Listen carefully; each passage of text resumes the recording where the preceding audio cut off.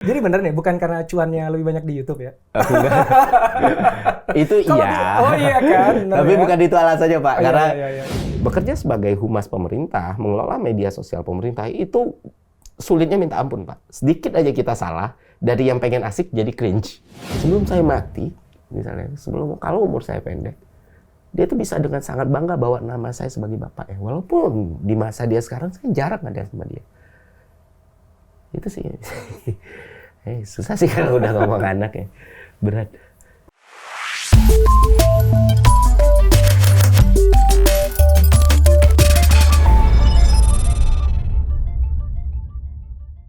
Halo teman-teman semuanya, kita kedatangan tamu yang spesial. Sahabat saya, Ferry Irwandi. Halo. Salah satu YouTuber favoritnya saya dan pastinya juga teman-teman semuanya kan. Thank you. Dan kita bakal ngomongin tentang resign. Waduh. Juga ada reformasi birokrasi, kita harus ngomongin lah tentang yang kayak gitu kayaknya. Mumpung ada orang dalam nih ya. Aduh. Dan terakhir tentu aja mau dibawa kemana sih nih YouTube channelnya Ferry Irwandi. Bro, thank you banget waktunya udah disempetin di tengah kesibukan lo. Enggak juga. Yang ini kan sebentar lagi lo harus cabut juga ya, udah ditungguin pesawat katanya. Jadi kita akan lakukan ini secara cepat aja ya bro ya. Santai. Sebenarnya kan ini udah dihubungin tim Pak Indrawan kan dari sejak November ya kalau nggak salah. Dari sejak G20. Terus waduh ini karena jadwalnya padat sekali, saya nggak tahu Pak, padat aja duitnya nggak ada tapi padat. Kayaknya udah dapat clue-clue nih ya, alasan ya. Terus akhirnya bisa nyempetin, ya udahlah karena emang saya kan ngefans sama Pak Indrawan. Saya berapa kali komen loh kayak wow. Iya. Karena nggak banyak kan Pak YouTuber yang muncul 2020. Ke atas. Betul. Jadi ketika muncul tuh kayak langsung notice kita gitu. Tuh sebenarnya YouTuber generasi pandemi kan? Iya Pak, betul. Kita ngomongin itu ntar ya. Iya. Tapi sebelum ngomongin itu, gue ngomongin talking about the elephant in the room dulu. Oke. Ya. Gajah dalam ruangan yang semua orang lihat, semua orang penasaran. Ya.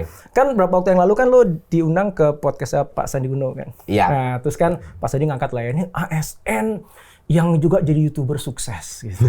Nah, terus respon lo waktu itu pas begitu gue nonton, gue udah curiga tuh. Respon lo adalah, iya Pak, sampai sekarang masih apa gimana atau gimana jawaban lo? Itu kan ya. Jadi pokoknya indikasinya kayak ini nggak akan selamanya loh gitu loh. Betul nggak sih? Benar. Jadi waktu itu sebenarnya lo udah punya pikiran itu berarti ya? Udah proses sebenarnya. Udah proses kan? resign. Apa sih lo bilang apa ya? So far tuh sampai sekarang masih iya, atau sampai hari ini. Sampai hari ini lalu gitu kan. Sampai hari ini iya gitu. Gue udah curiga nih. Ternyata benar. Waktu ketemu lo apa seminggu yang lalu ya di sini ya. Di sini sama Mas Dedi juga ngobrol baru tahu lo bener. Waduh, ini resign dari ASN. Ya, habis di interview Mas Andi langsung resign. Oke, pertanyaan terbesar dulu deh. Apa yang ngebuat lo resign? Ya, membuat saya resign ya sebenarnya karena udah ngerasa harus memilih nih gitu. Karena kan kemarin awalnya nge-YouTube ya iseng-iseng doang, Pak. Ya kan karena kita ngisi waktu kan. Ngisi waktu dan ternyata nggak taunya growth. Jadi kayak saya merasa kalau ini terus dibiarkan, saya kerja di kantor saya, di Kementerian Keuangan, dan saya tetap nge-YouTube, ini bakal jadi konflik of interest nantinya. Memang mungkin aman ya, mungkin ada beberapa orang yang juga yang masih bekerja tapi masih konten, cuman saya ngerasa ada integrity dalam diri saya gitu loh. Kayak hidup itu nggak bisa segampang itu, kita nggak akan bisa punya semua yang kita mau. Kalau ditanya mau, ya saya mau ngejalanin itu. Karena saya ngejalanin dua-duanya, ASN dan YouTuber. Karena saya senang dengan kantor saya, terus orang tua juga suka saya masih di PNS ya biasalah. Terus juga saya ketemu teman-teman yang emang support. Ya pokoknya nyaman banget kondisi saya di situ. Justru saya berpikir saya nggak mau jadi penyakit nantinya untuk institusi saya. Jadi mending saya split out gitu sih. Mulia sekali bro. Yeah. Jadi bener nih, bukan karena cuannya lebih banyak di YouTube ya? Itu iya. Oh iya kan. Tapi ya? Bukan itu alasannya Pak. Iya. Karena kalau itu alasannya kan gaji PNS juga oke ya, lumayan. Apalagi gitu. di Kemenku kan. Tapi nggak sebanyak itu loh Pak. Ya kita tahu lah Kemenku kan yang ya paling menjanjikan lah ya bagi lumayan, semua anak-anak kalau misalnya lulus kuliah pengennya kan Kemenku. Selain secara organisasi, leadershipnya juga kan. Dari sisi penghasilannya kan juga inilah oke. Lumayan lah. Sama satu sih karena bosnya Bu Sri Mulyani kan. Iya. Jadi kayak seneng dong kerja di underwing-nya beliau gitu loh, kayak kita bisa ngeliatin orang pintar tiap hari gitu. Belajar langsung dari dia, cara dia bicara, cara dia memanusiakan bahasa yang sebenarnya bahasa alien sekali. Jadi kayak banyak ini dapat bukan cuma dari salary tiap bulan gitu, cuman ya ilmu-ilmu yang mungkin saya bisa bilang itu kehilangan terbesar saya ketika keluar dari kantor. Tapi ya hidup kan adalah pilihan. Kalau kata Syahrir kan, hidup yang tidak dipertaruhkan itu tidak bisa dimenangkan. Ada poem di sini ya. Iya, sastrawan di sini. Oke, gue pengen ngomongin Ibu Sri lagi ya, karena setuju banget. Gue juga yang sangat suka dengan kiprah-kiprah yang dia lakukan gitu. Lagi sebelum dari sana gue mau balik lagi ke urusan ASN versus YouTuber dulu nih. Siap. Sini. Jadi sebenarnya nggak ada ini ya, dari kantor sendiri sebenarnya nggak dilarang ya untuk ASN-nya tuh punya channel YouTube sendiri, bahkan ngomongin ekonomi kan. Itu kan yang hubungannya langsung lah erat gitu. Kalau larangan sih so far nggak pernah ya Pak, karena prioritas saya pertama itu emang kerjaan kantor dari dulu, Senin sampai Jumat itu selalu kantor. Jadi setiap take itu kan saya biasanya bikin konten sebulan itu bisa 2 kali ya. Itu udah banyak gitu, sebulan 2 kali atau 3 kali karena cuma bisa saya kerjain di weekend. Jadi so far itu tidak mengganggu KPI saya atau kerjaan saya di dalam kantor. Jadi ya nggak terganggu. Orang nanya iya, cuman atasan saya waktu itu, kabak saya juga ngerasa oh anak ini aman. Lagian di awal saya nge-YouTube, saya bukan orang yang menjual kantor saya gitu loh. Saya datang ya sebagai Ferry Irwandi. As human gitu, bukan Ferry Irwandi pegawai Kemenkyu. Itu kan orang-orang baru tahu saya kerja setelah sudah sampai di titik tertentu kan. Itu pun karena saya ngerasa ya udah aman, karena untuk apa ditutupi gitu loh. Kan bukan aib gitu. Tapi saya emang dari awal ngedevelop YouTube saya mau memisahkan ini Ferry Irwandi sebagai content creator atau Ferry Irwandi sebagai ASN. Nggak mau mendompleng itulah. Terus setelah naik, saya pikir juga ternyata disupport. Maksudnya orang kantor pun tahu, dan beberapa kali itu justru bukan di ini justru kayak saya merasa karena bagian dari Kementerian Keuangan, bukan untuk membela satu institusi atau person ya, cuman kan kadang ada isu-isu yang emang sangat-sangat nyeleneh Pak, sangat-sangat fatal dampaknya gitu loh. Kayak kemarin itu masalah pajak 5% itu kan itu kan wow, bisa ya di spin kayak gitu ya. Masalah ini layernya justru yang seharusnya lebih meringankan dan menurunkan, malah orang mendefinisikan ada kenaikan pajak sampai dengan 5%. Itu kan karena saya udah punya kanal dan platform sendiri, jadi seenggaknya itu yang bisa saya lakukan gitu. Jadi ya kalau larangan enggak sih, karena selama ini ya kerjaan terhandle dengan baik. Jadi sebenarnya yang kehilangan bukan cuma Ferry Irwandi kehilangan Kemenku khususnya Bu Sri-nya ya, tapi Bu Sri dan Kemenku kehilangan Ferry Irwandi jangan-jangan. Nggak tahu deh Pak. Tapi iya kan ada satu orang yang independen lah dibilangnya yang bisa menyuarakan dudukan yang tepat untuk kebijakan-kebijakan pemerintah, urusan finansial yang itu kan susah dipahamin kan. Dan lo kan kalau ngejalanin sesuatu tuh asik aja gitu sambil ngebul gitu, ngomongnya ngalir aja, ini orang kagak pakai mikir ngomongnya tapi kena gitu. Keren bro, lo keren banget sih. Lo punya model video yang unik banget kalau menurut gua. Gitu, yang people cannot duplicate itu bro. Gak ada yang bisa duplicate itu tuh. Ya. Apalagi gua nggak bisa lagi gitu. Pak Indrawan jauh lebih jago lah. Iya itu. Kayak nggak berkoma sama sekali kalau saya lihat, orang ini menguasain banget ya. Pengen deh nanti kalau di umur Pak Indrawan saya harus sekeren Pak Indrawan. Itu tandanya gue udah berumur. Lo 31 kan lo? Iya Pak. Gue udah jauh berarti dulu. Berapa Pak kalau boleh tahu? Tebak dong, tebak. Tebak. Karena saya PNS ya, jadi terbiasa memuaskan. around 41 gitu. Aduh, baik hati lo. Gue di atas itu bro. 51 Pak. Oh enggak lah. Lo nggak setuju itu jadi. Coba tebak umur saya berapa? Tolong di komen ya. Yang benar nanti silakan nonton YouTube-nya Ferry. Giveaway-nya di sana. Giveaway. Oke. Sekarang ini masih ngomongin ASN ya. Karena menurut gue tuh menarik banget ya dunia ASN sekarang ya. Karena kalau dari dulu sih sebenarnya orang tua pengen anaknya kan kerja di ASN. Iya. Gitu. Cuman baru akhir-akhir ini di mana orang tuh kerja di ASN, anak-anak muda, milenial, dan mereka tuh passionate gitu. Dia jadikan itu sebagai sebuah pilihan bukan karena keamanan pekerjaannya saja, tapi karena dia melihat bahwa ini ada kesempatan untuk dia kontribusi untuk negara secara langsung. Itu yang ideal lah, tipikal milenial kan gitu. Dan Gen Z itu kan dia kan kejar yang ideal kan ya. Kalau orang zaman dulu pengen jadi ASN atau pegawai negeri itu karena cari aman ya. Safety net ya. Safety net ya. Kalau sekarang gue sih ada sih yang kayak gitu ya. Tapi gue lihat sekarang tuh banyak juga anak muda yang dia idealismenya ke sana gitu. Terkait sama itu pandangan lu gimana? Sebenarnya gini sih. Ketika banyak orang yang berpikir bahwa PNS atau ASN adalah jalan yang bagus untuk karir. saya rasa juga nggak salah sih Pak sebenarnya, karena apalagi sejak COVID-19 ya, sejak pandemi terjadi, orang lihat, di mana-mana layoff gitu. Ya bisa dibilang kalau saya nggak PNS waktu itu pusing saya. Iya. Bener-bener Pasti ikut pusing. deg-degan ya. Pasti udah ikut deg-degan. Tapi kan ternyata ya kita emang dipotong beberapa tunjangan, beberapa gaji, ya beberapa ya katakanlah tunjangan ya. Cuman itu ternyata masih bisa survive dengan itu gitu. Dan mungkin dari situ anak-anak muda sekarang tuh justru jauh lebih realistis ngelihat, oke, ini bisa jadi tempat yang bagus. PNS ini bisa jadi tempat yang bagus untuk menata karir selanjutnya. Karena kan mereka passionate, mereka punya hasrat untuk mengubah sesuatu dan mereka berpikir bahwa government is not a bad place at all. Jadi mereka coba dan jadi masuk akal kenapa banyak. Dan ditambah lagi juga kesempatan untuk kuliah, itu kan lebih banyak lagi. Makanya yang bikin orang heran kenapa saya membuang itu. Gitu. Dengan semua benefit tadi gitu ya. Karena ya itu tadi. Tapi jawaban lo bagus sih, idealismenya tuh keren banget. Sekarang ini kan banyak kementerian itu yang memanfaatkan media sosial tuh ya. Ya, gue tuh diundang berapa kali untuk jadi pembicara di sana, mau talk show, mau gue ngomong kayak gitu-gitu, misalnya 30 menit sampai 2 jam gitu ya. Itu untuk konsumsinya justru medsos itu. Ada yang di YouTube-nya dia dan lain sebagainya gitu ya. Nah, lu kan ASN juga dan lu di Humas kan di Kemenku kan ya. Dan juga ngikutin Bu Sri, ngebuatin konten untuk Kemenku dan sebagainya, dan juga YouTubers gitu ya, konten kreator gitu. Menurut lu nih sejauh mana sih teman-teman di kementerian ya?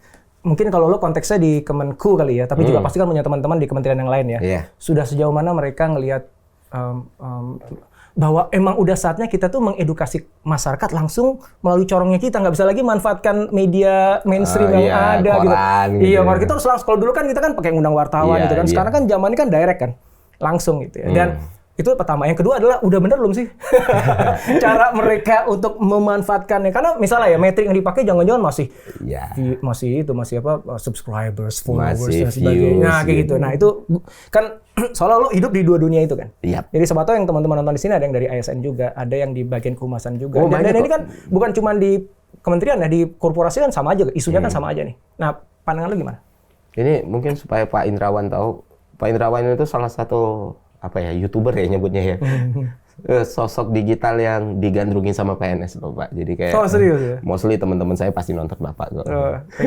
Jadi itu niche market yang oke kalau buat Bapak. Jadi kayak salah satunya masalah media sosial ya. Ini menarik nih Pak. Karena ini pekerja. Ini saya akan menjelaskan sesuatu yang berkaitan dengan aspek profesional saya sebagai pekerja dulunya. Karena kan jarang saya bicara soal kehumasan, media sosial dan komunikasi gitu. Kalau Bapak nanya apakah instansi pemerintah sekarang tuh udah mulai aware sama power of social media? Udah. Tapi masalahnya adalah awareness ini tidak diiringi dengan knowledge. Jadi hasratnya tuh banyak yang tinggi banget Pak. Oh tahu sosmed. Tapi taunya ya udah bikin konten aja. Tapi untuk sampai ke bagaimana kontennya harus diolah, bagaimana bahasanya harus dikomunikasikan, apa yang people need, itu mereka belum tahu gitu loh. Jadi ya oke, aktivasi sosial media, suruh pegawai ngerjain sosial medianya, tapi isi sosial medianya foto pejabatnya. Fotonya pun yang nggak meaning gitu, lagi rapat, gitu, lagi tanda tangan doang. Atau lagi foto bareng kayak gini. Karena kan no one care kan. Tapi mereka nggak tahu, yang taunya ini udah berhasil gitu. Yang penting aware sosial media, yang penting posting. Nggak tahu lah muka siapa, pokoknya posting dengan poster yang kayak gitulah, dengan kualitas desain grafik yang kayak gitulah. Jadinya malah awareness yang seharusnya baik ini ujungnya jadi bulian kan di sosial media. Tapi banyak juga instansi pemerintah yang sudah melakukan dengan baik. Dan top of mind saya ya Kementerian PUPR dong, dengan Pak Basnya gitu. Itu so cool gitu, keren. Dan mereka benar-benar tahu kapan kapan enggak, kapan masuk, kapan enggak. Karena bekerja sebagai humas pemerintah, mengelola media sosial pemerintah itu sulitnya minta ampun Pak. Sedikit aja kita salah, dari yang pengen asik jadi cringe. Iya kan? Karena semuanya based on kepercayaan masyarakat kepada government gitu. Dan itu kita harus peka sekali gitu. Jangan kita pikir, kita mau hijack the trend nih, kita mau riding the wave nih. Tapi sementara cara masyarakat melihat government lagi nggak oke, ya kita habis. Tapi di satu sisi, misalnya kita bisa menjelaskan sesuatu dengan baik, yang mana itu sulit, ya masyarakat akan menerima itu dengan positif. Itulah yang berusaha kita lakukan di Kemenq.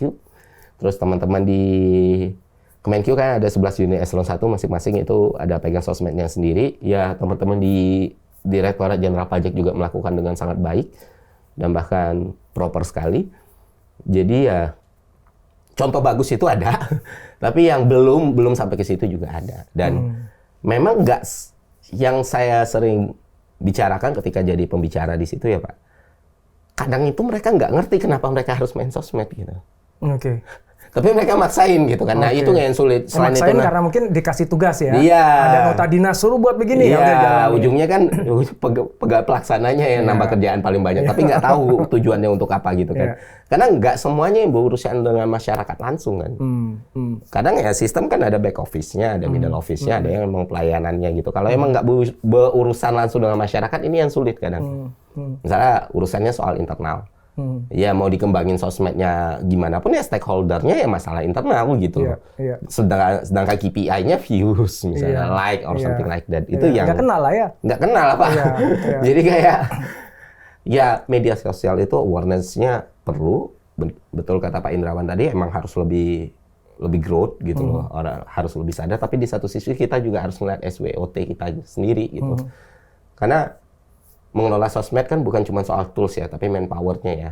Nah, kadang orang-orang selalu ngerasa setiap orang bisa ngurus sosmed, padahal enggak. Tapi kan ilusi yang ada di masyarakat adalah semua orang ahli sosmed, Pak.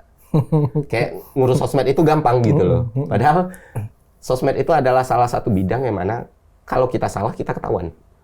Langsung ya? Langsung. Dan semua orang lihat? Dan semua orang. Dan itu dan langsung siap dibully? Siap dibully. Dan ngejudge gitu loh. Beda sama kerjaan lain ya, yang masih bisa di-adjust. Ini kan enggak. Tapi beberapa... Udah telanjang bulat lah ya kalau udah sama media sosial tuh ya? Sangat. Tapi beberapa orang kan melihat sosial media itu pekerjaan gampang. Nah, mindset kayak gitu masih ada di birokrasi sebenarnya.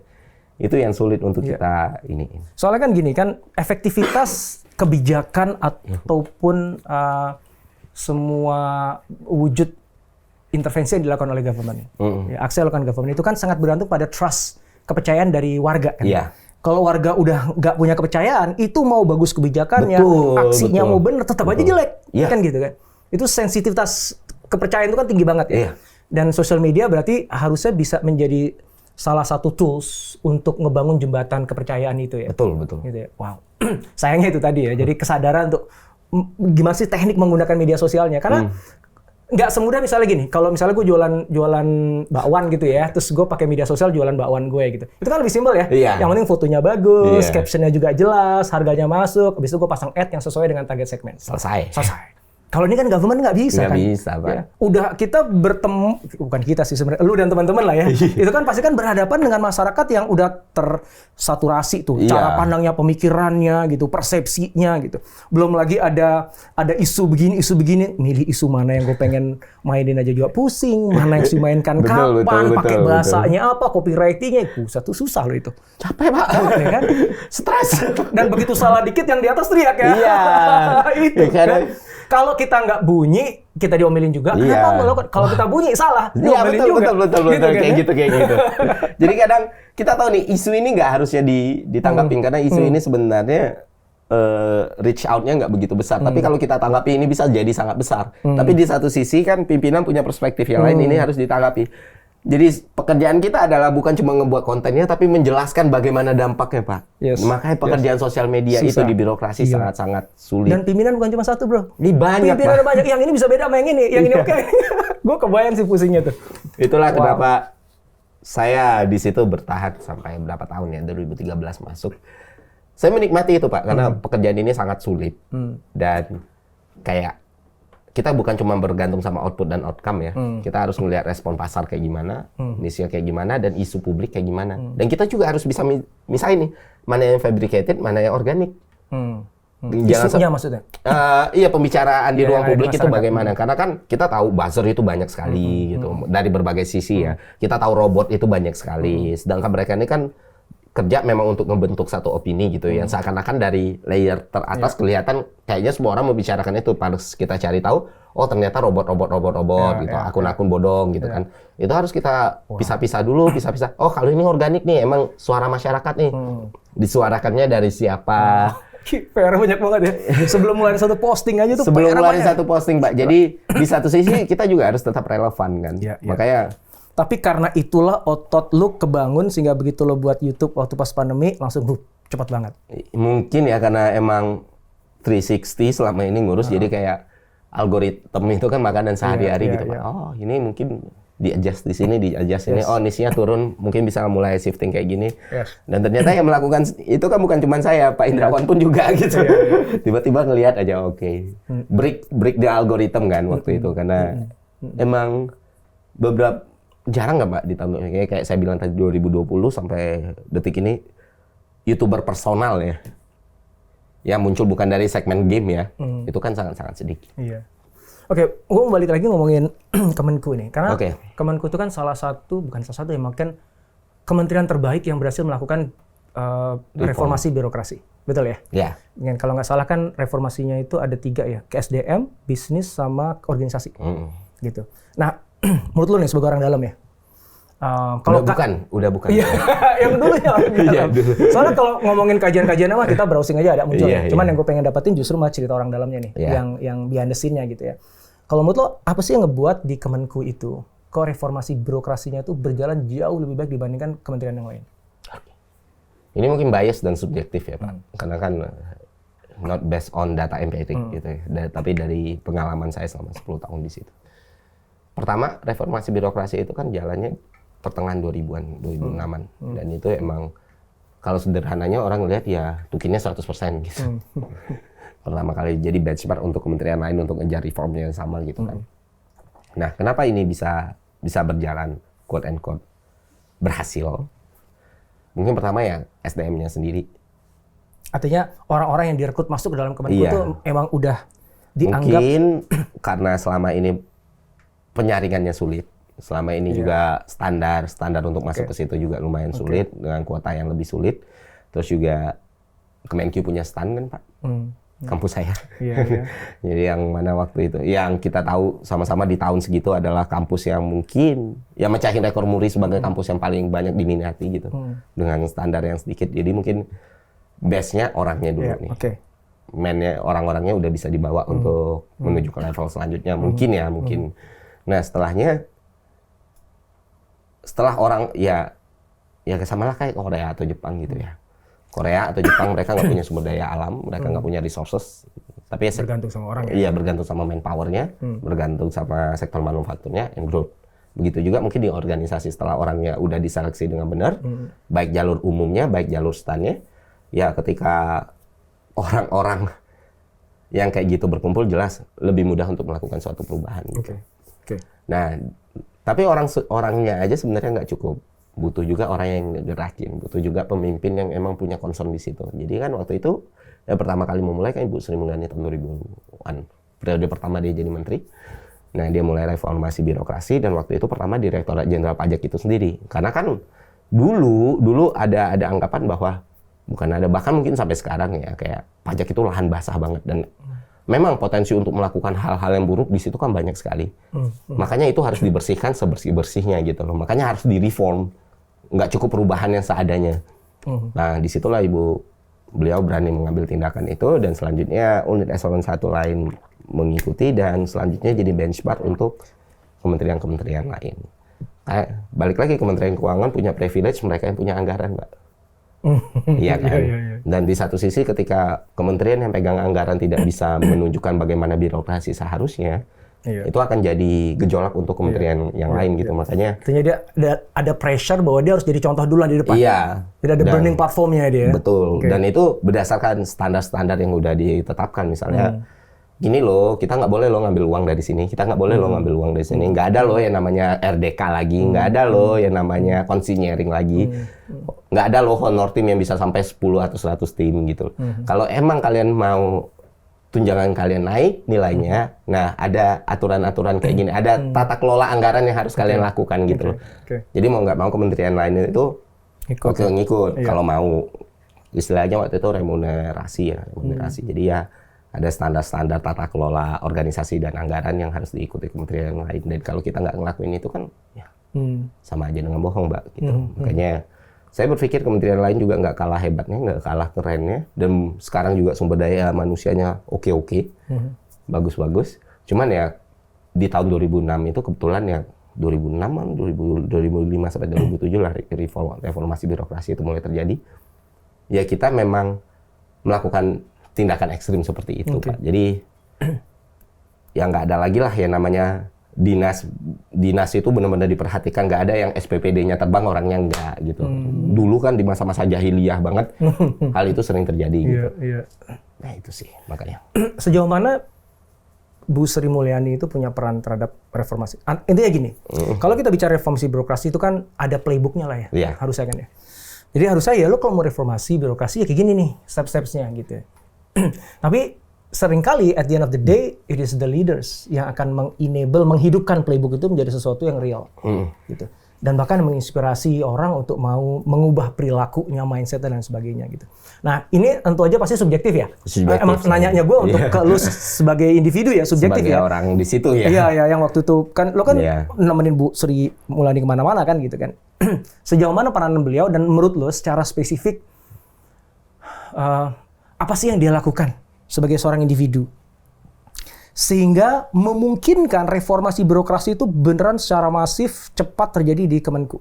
Nah, kebetulan untuk menjawab ini saya agak sulit, Pak, karena ketika Ibu pertama kali menjabat sebagai Menteri Keuangan di tahun 2000 ya sekitar 2005-2006 itu saya masih SMP, jadi belum ada di situ kan. Jadi saya mungkin tidak bisa menggambarkan secara keseluruhan bagaimana. Ya dari akhir-akhir ini aja kan, lo kan sebagai humas kan nemenin Bu Sri kemana-mana kan, sampai ke G20 juga kan? Iya Bu, iya Pak. Tapi yang bisa saya lihat dari tahun 2016 adalah, dan yang saya dengar dari senior-senior juga, memang Ibu itu datang dari seorang akademisi, seorang yang bukan politikus, bukan dari partai. Dia seorang peneliti dulu, kalau nggak salah. Pernah di Bappenas juga, pernah di LIPI juga. Jadi ya, ketika masuk Kementerian Keuangan, dia berpikir, mungkin ya, dia punya keilmuan, dia punya rules, dia punya teori, dan itu diterapin sama dia. Yang banyak membedakan antara Bu Sri Mulyani di periode pertama dan kedua adalah mungkin di periode kedua setelah dia di World Bank, dia mulai sadar, publik ini, media atau publik itu perlu di-treat dengan baik, komunikasi itu perlu dijaga. Kalau dulu kan emang kerja, dan itu emang harus dilakukan waktu itu karena concernnya banyak sekali, Pak. Ditambah lagi waktu itu ada isu Gayus yang lagi naik parah kan. Jadi semua orang ngomong, sekarang kalau ngomong STAN ingatnya Gayus Tambunan gitu kan. Kemarin di Twitter saya juga lihat tuh ada kan alumni kampus terkenal apa. Terus di bawahnya tweet foto Gayus. Dia masih melekat gitu, dan itu kayak semua pekerjaan yang dia lakukan waktu itu dan semua orang di Kementerian Keuangan lakukan itu bisa hancur oleh satu orang gitu kan, oleh Gayus Tambunan, dan itu emang berat sekali dan nggak mungkin bisa dilakukan orang dengan niat setengah-setengah gitu, dan memang sangat-sangat disiplin sih. Kalau saya dengar ceritanya benar-benar sangat-sangat inilah to the point gitu loh. Misalnya kayak ini harus diubah ya diubah, ini harus diubah ini diubah. Dan butuh power untuk melakukan hal kayak gitu, apalagi untuk sebuah kementerian yang sangat besar gitu loh. Dengan semua gonjang-ganjing yang terjadi, dan ketika dia balik ya dia cuma ya hal yang udah kuat nih fondasinya, ya udah tinggal diterusin gitu. Termasuk salah satunya setelah reformasi birokrasi, Kementerian Keuangan itu punya transformasi kelembagaan juga, bagaimana kelembagaan itu bisa lebih efektif. Dan syukurnya setelah Ibu selesai di periode pertamanya, yang ngegantiin juga itu orang-orang yang sangat-sangat mumpuni Pak. Dari mulai Pak Bambang Brojonegoro, Pak Khatib Basri dan sebagainya. Dan ya ketika Ibu balik lagi, hal yang udah dia susun dengan sangat bagus itu, dengan sangat kuat itu ya jadi makin berkembang. Menarik ya, jadi waktu pas dulu Bu Sri Mulyani keluar ya, jadi masuk ke World Bank itu kan banyak yang menyesali gitu. Aduh, Ibu kenapa kok ke sana gitu, banyak yang nangis lah ya. Terus kan dia bilang I'll be back gitu ya. Saya akan balik lagi 6 tahun nggak salah ya. 2010 iya 6 tahun. 6 tahun kan. Habis itu bener kan 6 tahun lagi balik lagi. Iya. Jadi Menteri Keuangan. Dia dicintai Pak sama pegawai Pak. Jadi kayak Waktu dulu, waktu pas dia pergi gitu, pas balik berarti everybody kayak wah happy iya, gitu. selalu kayak euforia sekali gitu karena kayak ibu itu bagian dari kementerian itulah gitu loh. Kayak banyak anak muda yang memang look up ke dia. Nah itu gitu. dia, itu dia. Jadi apa sih kok tadi kan udah disebut ya, dia disiplin, dia kerja keras, dia emang akademisi ya. Tapi gue ngerasa kok ada something more. Karena ya kalau ngomongin kerja keras, banyak orang kerja keras kok, disiplin banyak kok gitu. Akademisi banyak juga gitu. Tapi I don't know, ada karisma tertentu yang dia miliki gitu ya, yang karena melakukan reformasi sebegitu besarnya dengan PR yang sebegitu banyaknya is not easy gitu ya. Pasti kan musuhnya banyak juga. Mungkin. Oh iya, ini bukannya mungkin, ini Iya, teori pasti banyak begitu. orang yang tidak suka lah ya. Iya kan, banyak nggak suka kan gitu Iya. kan. Tapi and yet kejadian kan. Dan kita kan pengen duplikasi ini dong di kementerian yang lain, dan kalau kementerian aja bisa, apalagi korporasi gitu, apalagi perusahaan. Mestinya kan gitu kan. Iya. Karena kan campur tangan politik lebih sedikit. Betul. Outcome-nya sama, yaitu profit. Gitu. Kalau kementerian kan macam-macam, bisa dibawa kemana-mana ya. Maka itu penasaran gue, terus terang. Jadi Kenapa kalau, bisa gitu. Apa sih yang dia punya gitu ya? Apa sih yang menjadikan dia menghasilkan sebuah energi yang bisa narik semua orang, bahkan termasuk pelan-pelan membuat yang tadinya mungkin nggak setuju atau berlawanan akhirnya jadi barisan rapi juga gitu sampai sekarang. Paling nggak kalau dari kacamata orang luar gue gitu ngelihatnya ya. Dan ya memang benar seperti itu kan Mbak, kayak wow. Saya sulit menjelaskan kenapa orang loyal ya. Dan mungkin nggak semua orang juga, cuman ya saya termasuk orang yang admire, sangat mengidolakan beliau juga. Dan ya mungkin karena beberapa kali interaksi langsung, ya saya bisa menjawab dengan interaksi langsung saya ke beliau. Tapi kan kalau di luar itu orang yang misalnya nggak pernah ngobrol ataupun nggak pernah ngomong kan bingung. Saya nggak bisa mewakilkan suara mereka kan. Nggak apa, lo wakilin diri lo aja. Cuman kalau dari saya sendiri ya, dia memanusiakan manusia kok Pak. Kayak ibu itu bisa tahu nama saya tanpa saya harus perlu kenalan gitu. Oh seriously? Iya itu Ya, hal lo detail. udah top soalnya. Bukan Pak, bahkan sebelum dia itu. subscriber YouTube lo? Bahkan sebelum itu, Gitu. bahkan sebelum itu, jauh sebelum itu hal kecilnya ya. Tiba-tiba di satu hari, ya nama saya dipanggil gitu. Saya nggak pernah yang kenalan atau apa gitu sama ibu. Oh, it's big thing gitu loh, orang kayak. It's a small thing. Iya small tapi thing, it's big impact-nya bagi yang bersangkutan ya. Dan itu banyak juga terjadi sama teman-teman semua dan itu yang bikin kita respect sekali kan. Karena kalau bicara soal statement, omongan, lidah kan nggak betulan ya Pak. Tapi hal-hal kayak gitu kan nggak bisa dimanipulasi ya Pak. Iya. Jadi saya tahu beliau bukan orang yang sempurna, tapi at least saya tahu ini orang baik gitu dan benar gitu. Jadi kayak makanya saya tetap di Kementerian Keuangan, even di 2021 sebenarnya masih sudah berpikir untuk ini. Ya masih pengen inilah. Ya kerja sama idola kayak gimana gitu. Dan bedanya beliau nggak punya konsultan humas, beliau nggak punya konsultan PR yang di-hire dari luar. Semuanya dari kementeriannya? Dari kementerian dan kita melakukannya itu willing to do it gitu dengan senang hati. Dan itu yang bikin, mungkin waktu kalau interaksi dengan menteri-menteri lain, kok bisa sih gitu. Dan kalau misalnya, kan beberapa, saya exit interview itu bulan ini, dan beberapa kali itu kan ada isu-isu yang nyerang personal beliau ya. Kalau Bapak lihat yang ngebela itu bukan buzzer, bukan akun-akun robot atau akun-akun yang digerakkan untuk war, enggak. Yang ngebela itu ya mostly masyarakat yang organik gitu loh. Yang ngejelasin masalah pajaknya kah, masalah yang WFH dia di twist itu Pak, itu kan jahat sekali ya. Bloomberg gitu ya. Itu statementnya Bloomberg. Dia ngomong, dia cuman menceritakan statementnya Bloomberg, terus tiba-tiba media nge-quote seakan-akan statement dia. Nggak usah berusaha, gua aja juga ada video gue dipotong-sepotong di pelintir, apalagi Bu Sri. Tapi kan dia nggak perlu yang harus panik atau gimana juga, karena orang-orang tahu ya dia bukan politisi yang punya power yang sangat kuat gitu loh. Dan di sini juga kita berusaha nunjukin mungkin kepada Bapak Ibu pejabat publik atau para politisi, kalau lu emang kompeten, kalau lu emang capable, lu nggak perlu keluar spend money much untuk buat pencitraan. Iya. Karena orang akan tahu lu kerja kayak gimana, seberapa gilanya Bu Sri Mulyani diserang. Tapi tetap aja akan ada orang yang nge-defend beliau kan. Karena kerjaannya tadi pada akhirnya output base juga Pak semuanya.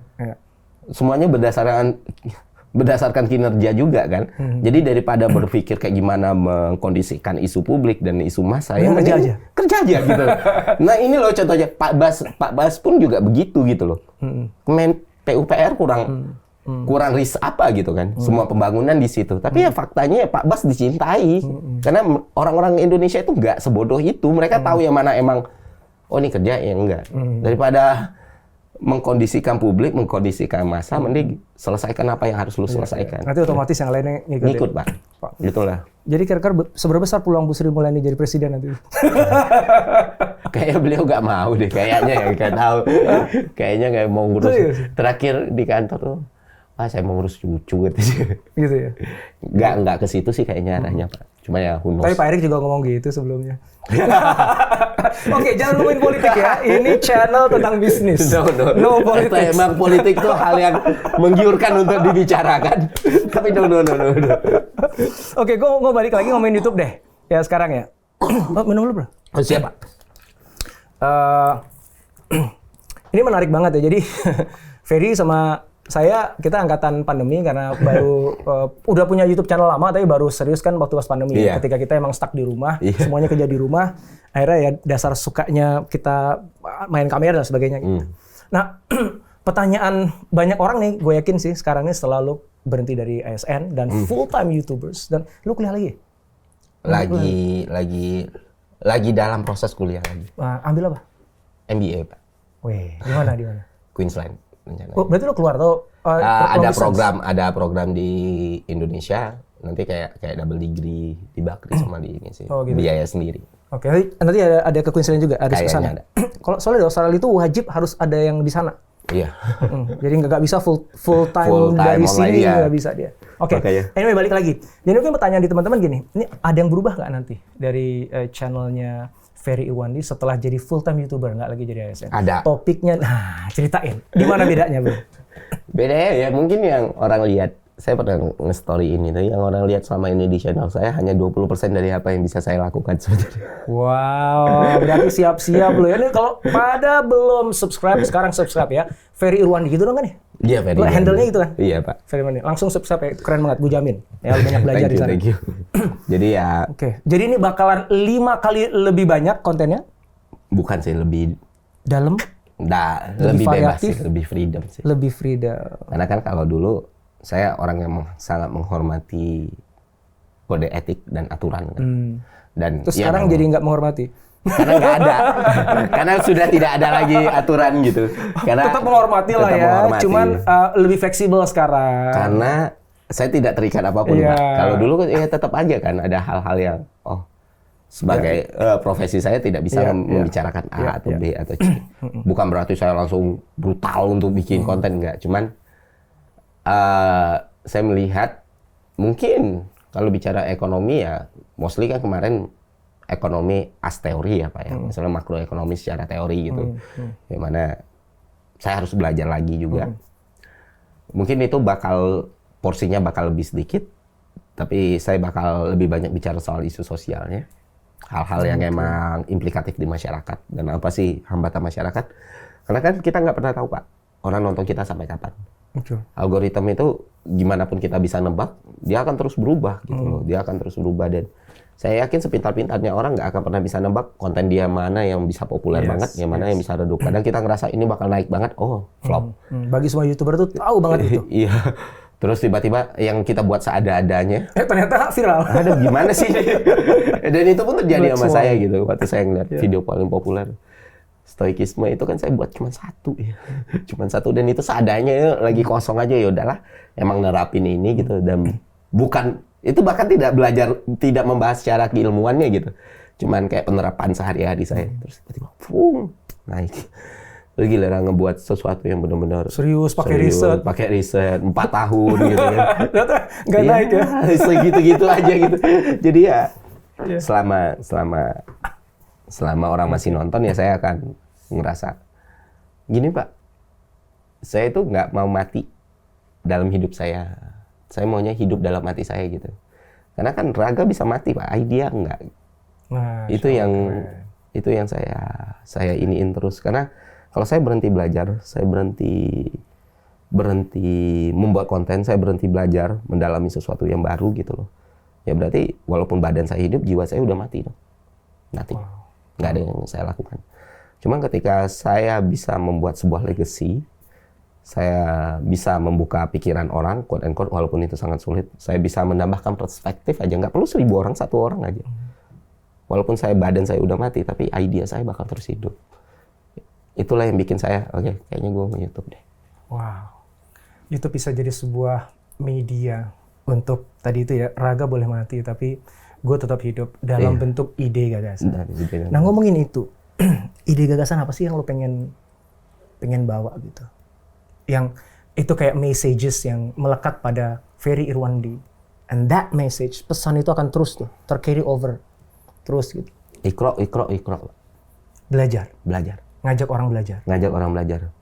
Saya selalu keras soal pendidikannya. Saya ngabisin tabungan AdSense saya buat nyekolahin orang dulu. Dan saya selalu ngerasa, ya pendidikan memang kualitasnya ya seperti ini. Tapi supaya kita tahu kualitas pendidikan kita perlu dibenahi, kita harus terdidik dulu. Exactly. Jadi salah satu gagasan besar saya ke orang-orang adalah jangan pernah ngerasa diri lu pintar. Karena dunia ini sangat luas dan banyak sekali orang yang jauh lebih pintar gitu. Once lu ngerasa cukup dengan sesuatu, itu berarti lu udah kelar. Karena semakin kita baca, semakin kita belajar, kita semakin merasa bodoh, Mbak. Harusnya seperti itu. Makanya saya pernah ngomong di konten saya, ketika ilmu pengetahuan bertambah bukan ego yang naik, tapi wisdom gitu. Nah, ketika knowledge kita banyak, ketika kita mengetahui lebih banyak hal, kita akan bisa lebih mudah dalam menghadapi semua masalah dalam hidup kan. Karena opsi yang kita punya banyak gitu.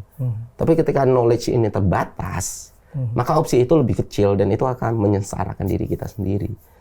Karena hal yang sifatnya material itu pasti ada umurnya. Tapi bagaimana kita mendidik? Misalnya kita memilih untuk menikah dan punya anak. Misalnya memilih untuk itu, nggak memilih itu pun nggak apa-apa ya. Nah, balik lagi. Ya, hal yang akan dia ingat sama si anak ini adalah bagaimana dia dididik kan. Bagaimana dia diberitahu, bagaimana dia dikasih tahu. Bukan mobil yang dibawa bapaknya atau rumah yang ditinggali bapaknya gitu. Walaupun itu bagus gitu. Cuman pada akhirnya ketika anak itu bertambah dewasa, bertambah tua, ketika kita sudah nggak ada, bekal kita ke dia ya itu. Makanya saya mau ngasih tahu kepada orang-orang yang nonton saya, ya, gue nggak pernah bilang konten gue tuh konten edukatif. Gue nggak pernah bilang konten gue tuh konten yang mengajarkan kalian banyak hal. Tapi jadikan konten gue itu konten yang membuat kalian tertarik untuk belajar sesuatu gitu. Wow. Karena gue bukan guru kalian, gue teman kalian. Jangan pernah lihat gue lebih atas. Kalau mau ngelihat gue lebih rendah juga nggak apa-apa. Tapi lihatlah gue sebagai kawan gitu. Itu sih yang mau. Dan saya termasuk orang yang mungkin apa ya Pak? Saya berusaha ngasih tahu kepada orang-orang, semua orang kalau honesty itu penting gitu. Saya benar-benar tidak kejujuran. Iya, honesty itu penting sekali. Saya benar-benar tidak menutupi apapun dari diri saya. Saya seorang perokok berat dan itulah saya ngomongin COVID sambil merokok, kan gila itu ya. Tapi saya bilang lu kalian tuh harus pakai. Dan itulah bagian part of me gitu. Kayak kadang kan kasihan sama teman-teman yang buat konten atau teman-teman yang harus muncul di publik. Mereka harus pretend to be something kan. Dan seakan-akan untuk mencapai sesuatu tuh lu harus menggunakan wajah A atau B. No man. Karena setiap orang menghargai kejujuran gitu. Weakness itu sesuatu yang tidak terlepas dari diri kita. Authenticity wins at the end of the day ya. Iya, Pak. Itu sih yang berusaha saya tunjukkan. Jadi, ya, chance itu ada gitu. Dan kalau kalian mau berubah ya, lakukanlah sendiri gitu. Jangan nunggu orang lain. Start dari diri kita sendiri. Start dari diri kita sendiri. Do it gitu. Just do it. Kalaupun gagal ya coba lagi. Kalau masih gagal coba lagi. Kalau masih gagal ya coba yang lain. Jangan terlalu mudah menyalahkan sesuatu gitu. Karena kita nggak akan pernah bisa berkembang dengan itu kan. Menarik tadi Ferry ngangkat anak ya. Kirana namanya anak saya. Kirana, Pak. Kirana bener ya. Dari lagu Dewa 19 ya.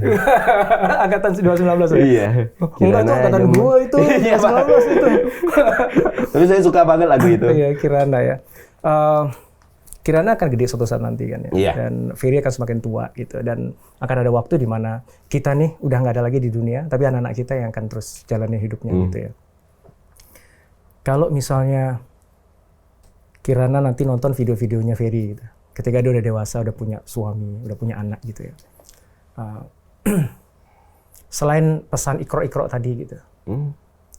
Ferry pengen apa yang muncul di pikiran Kirana pada saat itu. Ketika nonton lagi video bapaknya nih waktu masih muda gitu ya. Karena kita berharap YouTube akan jalan terus ya. Amin. Sampai ada cucu kita supaya video kita tuh manfaatnya tuh terus ke bawah. Karena niat kita gitu aja kan. Amin. Gitu kan. AdSense-nya udah gak dinikmati lagi, itu udah dikubur kan ya. Iya. Saya nggak tahu tuh bisa diwarisin apa kan. Kayaknya bisa sih, Pak.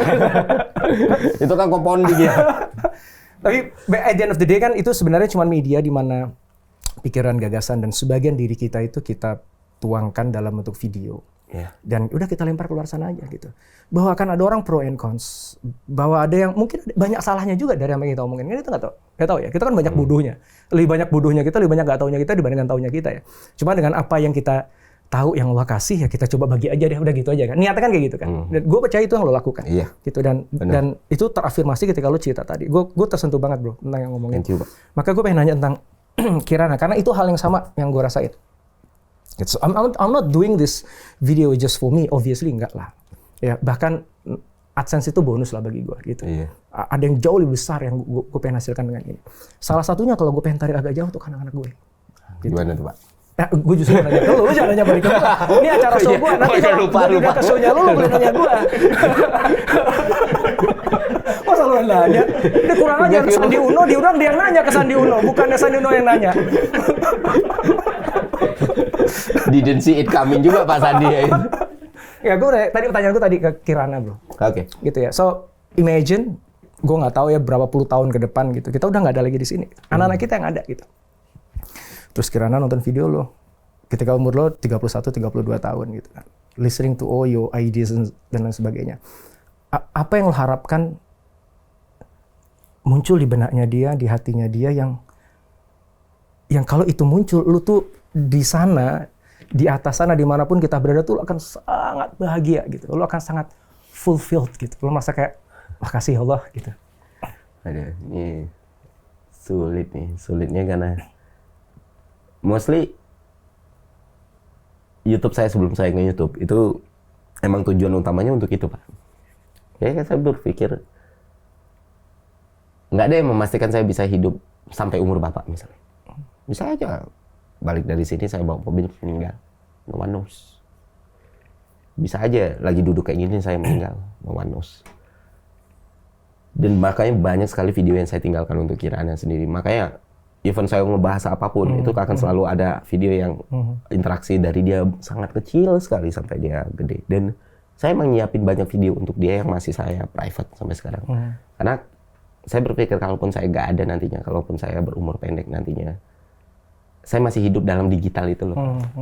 Itu cheesy ya, cuman ya itulah yang saya lakukan. Jadi kayak, jadi kayak dia tiap tahun tuh kayak ngasih pesan singkat aja gitu loh, di umur sekian.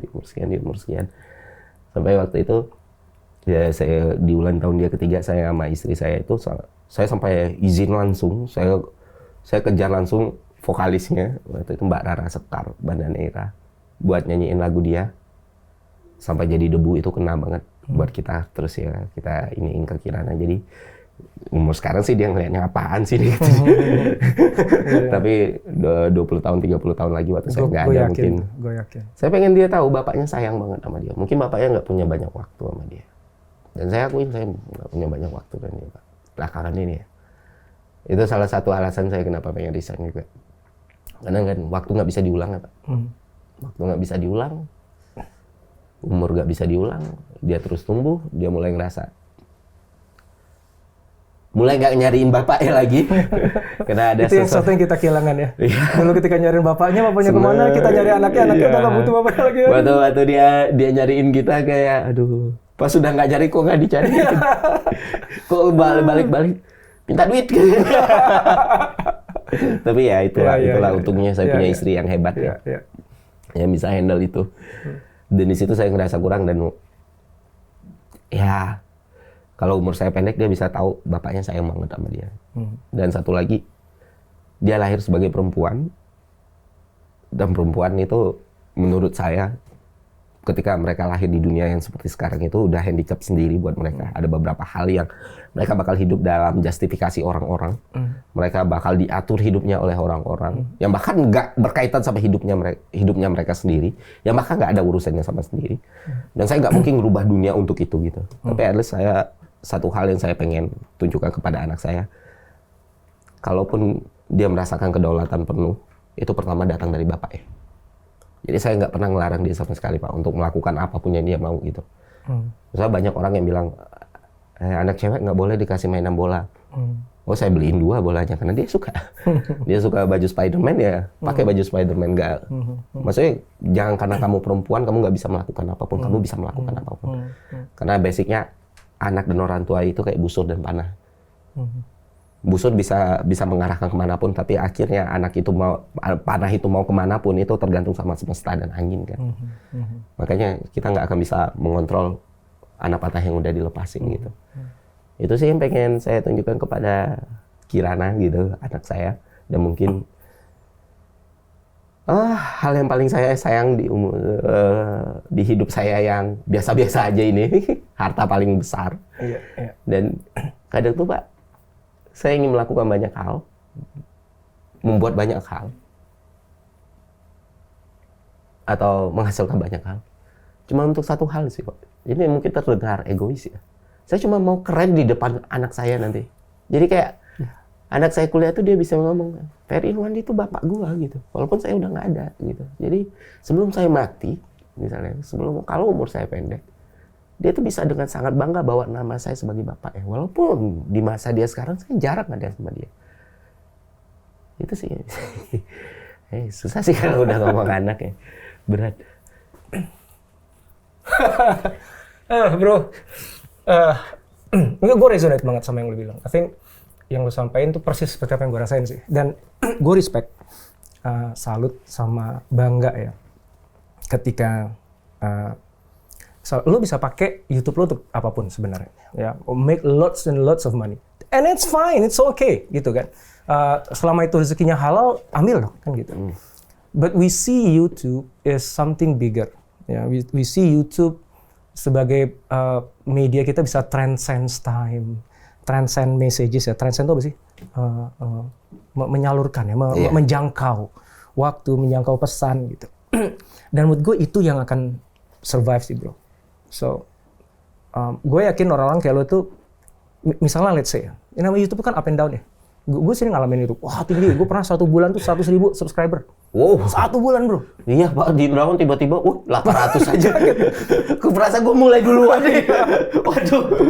Terus tiba-tiba turun, mulai naik lagi. Akhirnya kita merasa, lu capek lu ngeliatin itu bro. Iya. So yang paling nikmat itu adalah ketika lu ngerjain apapun juga. Mau lo jadi YouTuber, lo mau kerja di perusahaan, lo jadi ASN, lo buat usaha sendiri adalah lu fokus apa yang matters most bagi lu aja, gitu. Udah lu fight ke jalan itu aja, gitu. Bahwa nanti pasti akan ada happy times-nya, ada sedihnya, ada berhasil, ada gagal. It's all part of the journey, gitu. Yeah. Tapi ketika kita jalani journey itu untuk satu hal yang kita sayangin, apalagi anak gitu ya kita ngomong. Satu hal yang kita anggap yakin bagi yang belum nikah orang tua misalnya. Atau adik atau kakak itu. Apapun, siapapun yang jadi significant others-nya kita. Itu semuanya asik loh, gitu. Semuanya kita bisa nikmati, ya nggak sih? Iya. Dan kita nggak pusing gitu ketika ada yang komen di YouTube kita gitu, wah si ini gini. Alah udah, itu tuh cuman kayak serpian-serpian debu-debu yang nggak penting di sepanjang jalan aja deh gitu. Kenapa? Because I'm not doing this for you. Kan gitu kan. Ya kayak lo kan, you doing that, lo ngelakukan ini untuk anak lo. Dan nggak ada yang lebih penting dibandingkan itu kan. Iya. Gitu. Nggak ada yang lebih berharga dibandingkan itu. Jadi lo silahkan lo mau ngomongin apa aja tentang Ferry Irwandi, kagak ngefek. Iya nggak sih? Nggak ngefek Pak. Nggak ngefek. Gitu. Kadang justru jadi hiburan sih. Dan imagine kalau kita melakukan kerjaan kita apapun, sekali lagi ini, apapun ya, gue nggak ngomong cuma YouTuber doang loh. Dengan spirit kayak gitu, dengan strong way kayak gitu, wah insya Allah sih jadi gitu. Amin. So, Amin. I'm really looking forward, 10 tahun dari sekarang gue pengen lihat Ferry Irwandi itu udah jadi kayak apa. Dan gue yakin lo akan jadi orang yang penting untuk negeri ini bro. Gue kagak tahu apa, gitu kan. Tapi gue yakin lo akan jadi sumber manfaat bagi banyak orang di sini. Amin. Amin. Maka sebelum gue tutup nih, soalnya lo harus pergi. Ini gue udah ngambil waktu lo agak ekstra. Aman Pak, santai slow. Still good. One last question, pertanyaan terakhir.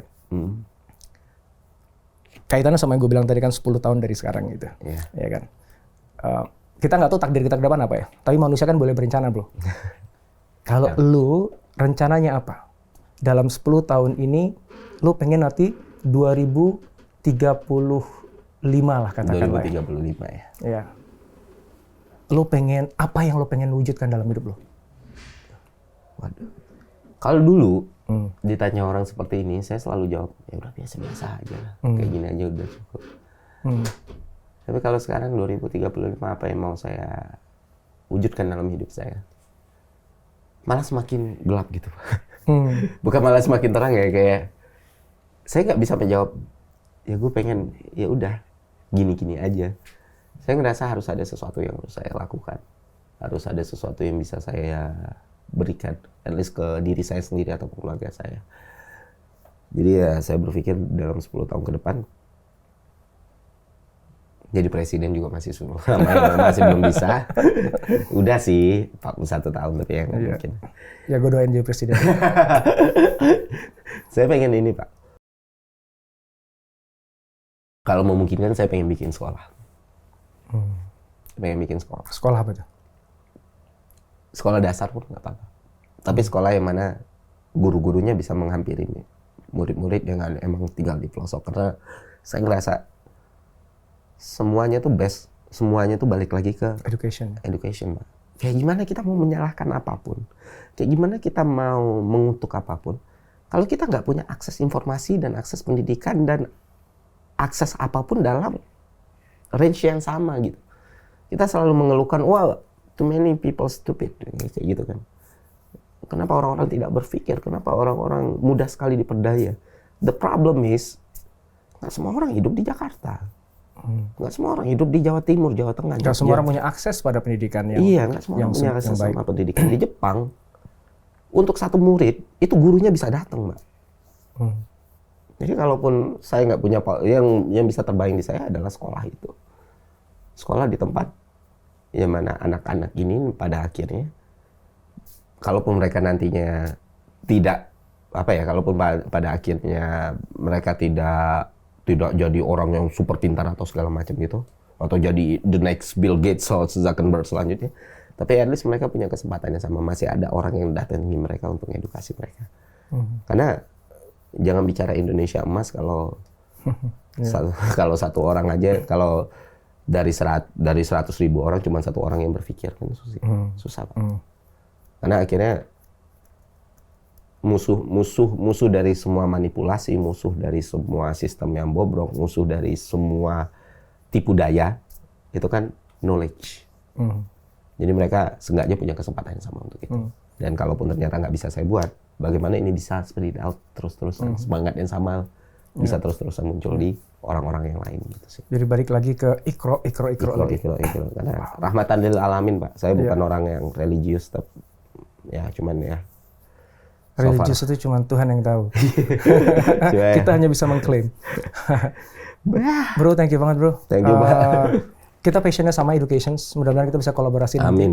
Yang pasti hari ini I am moved, gue tergerak, gue terinspirasi, gue belajar banyak dari lo. Mudah-mudahan kita bisa sering-sering nongkrong lah, ngobrol bareng. Siap. Gue mau belajar terus nih sama lo nih. Nggak, saya yang harus belajar sama Bapak. Serius. Thank you, bro. Terima kasih, Pak. Gue doain semua, apapun usaha yang lo mau jalanin nanti setelah lo full-time YouTubers atau kuliah nanti, dilancarkan sama Allah. Amin. Apa yang lo inginin, yang harapin bisa terwujud. Amin. Khususnya juga untuk Kirana. Amin. Allah. Ya, thank you banget. Sampai ketemu lagi nanti ya. Pak Indra, thank you teman-teman semua. Thank you.